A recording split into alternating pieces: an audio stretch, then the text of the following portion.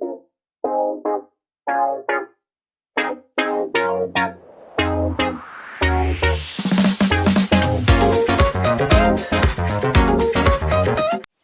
to Sonu Chinnu Shorts viewers and subscribers.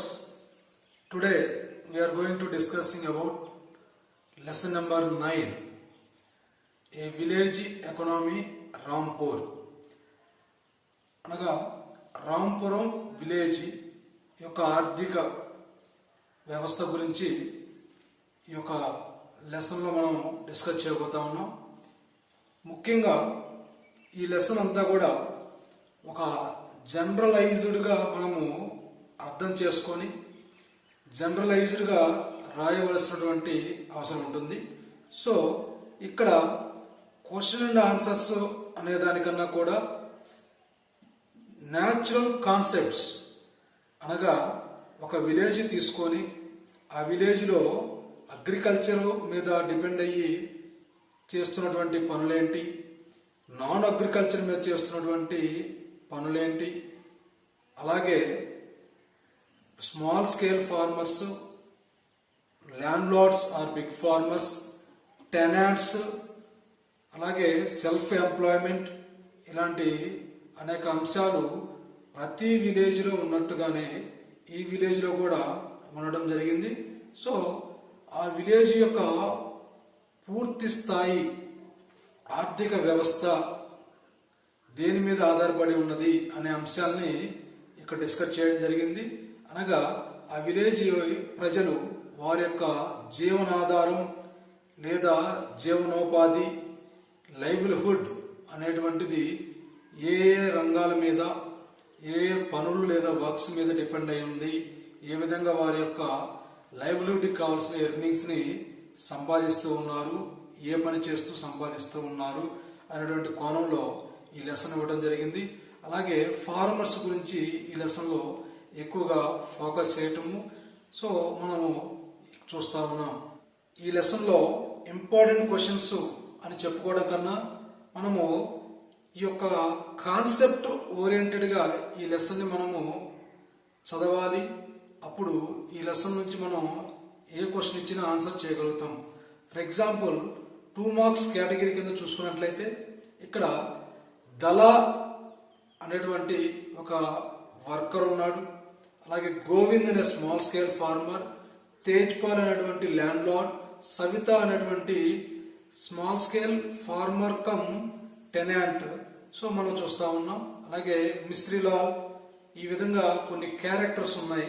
వారి character ఏమిటి, వారు ఏ విధంగా వ్యవసాయం చేస్తూ ఉన్నారు, ఏ విధంగా నాన్ అగ్రికల్చర్ వర్క్స్ ప్రాక్టీస్ చేస్తూ ఉన్నారు, అగ్రికల్చర్ వర్క్స్కి కావాల్సినటువంటి క్యాపిటల్ లేదా ఇన్వెస్ట్మెంట్ని ఎవరు ఏ విధంగా పొందుతూ ఉన్నారు, దానిలో ఫార్మల్ క్రెడిట్ ఎవరు పొందుతూ ఉన్నారు, ఇన్ఫార్మల్ క్రెడిట్ ఎవరు పొందుతూ ఉన్నారు, ఇన్ఫార్మల్ క్రెడిట్ వల్ల నష్టాలు ఏమిటి అనే కోణంలో ఈ లెసన్ని డిజైన్ చేయటము. అదే మాదిరిగా సో ఈ లెసన్లో 2 మార్క్స్ క్వశ్చన్స్కి ఇవ్వదగినటువంటి అంశాలను మనం చూస్తే ఫ్యాక్టర్స్ ఆఫ్ ప్రొడక్షన్ అనేటువంటిది, ల్యాండ్, లేబర్ అండ్ క్యాపిటల్ అనేటువంటి విషయాల్ని, అలాగే డిఫరెంట్ క్యారెక్టర్స్ ఏవైతే ఉన్నాయో అనగా తేజ్పాల్ కానివ్వండి, గోవింద్ కానివ్వండి, సవిత కానివ్వండి, అలాగే మిస్త్రీలాల్ కానివ్వండి, వారి క్యారెక్టర్స్ ఏంటి, వారి క్యారెక్టర్స్కి సంబంధించినటువంటి పూర్తి అవగాహన కలిగి ఉంటే అక్కడ ఏ క్వశ్చన్ ఇచ్చినా కానీ మనం ఆన్సర్ రాయగలుగుతాము. కాబట్టి ఇక్కడ 2 మార్క్స్లో ప్రిపేర్ అయినటువంటి గోవింద్ క్యారెక్టర్ కానివ్వండి, సవిత క్యారెక్టర్ కానివ్వండి, దళా క్యారెక్టర్ కానివ్వండి, ఇవన్నీ కూడా అటు 2 మార్క్స్కి ఇటు ఎస్ఏ క్వశ్చన్స్కి రెండింటికి కూడా ఈజీ వేలో ఆన్సర్ చేయడానికి అవకాశం ఉంటుంది. కాబట్టి ఈ లెసన్ని ఎక్కువగా క్యారెక్టర్స్ ఏంటి, వాళ్ళు ఏ పనులు చేస్తూ ఉన్నారు, ఏ విధంగా ఎర్న్ చేస్తూ ఉన్నారు, అగ్రికల్చర్ ప్రాక్టీస్కి వారు క్యాపిటల్ని ఎక్కడి నుంచి సమకూర్చుకున్నారు, దానివల్ల వాళ్ళు ఎదుర్కొన్నటువంటి ఇబ్బంది ఏంటి, ఇలాంటి కోణంలో ఈ యొక్క లెసన్ మనము అధ్యయనం చేయాల్సి ఉంటుంది.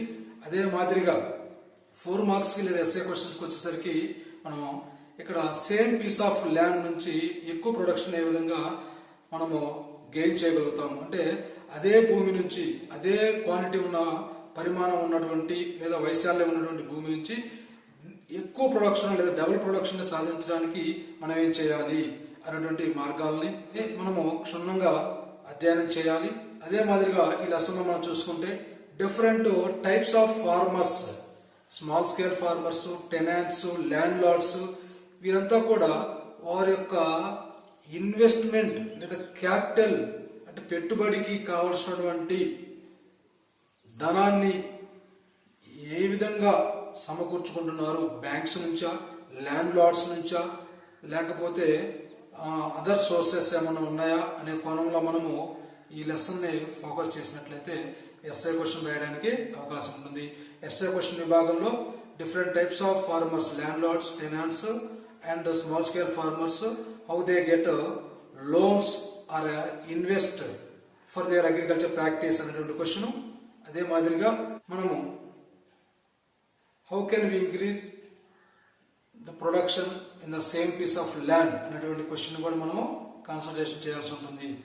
సో ఇక్కడ 2 మార్క్స్కి వచ్చేసరికి మనం క్లియర్గా ఇప్పటి వరకు చెప్పుకున్నది క్లుప్తంగా చెప్పాలంటే factors of production, Dala, Savita, Govind, Tejpal, Mishrilal characters గురించి పూర్తిగా అవగాహన కలిగి ఉండటము, అలాగే agriculture works in Rampuram village, అలాగే agriculture works in your locality, non agriculture works in Rampuram village, non agriculture works in your locality or in your village.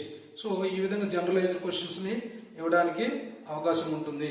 4 మార్క్స్కి వచ్చేసరికి లేదా 8 మార్క్స్కి వచ్చేసరికి ఈ లెసన్ నుంచి 2 క్వశ్చన్లు ప్రధానంగా మనం ఉన్నాయి.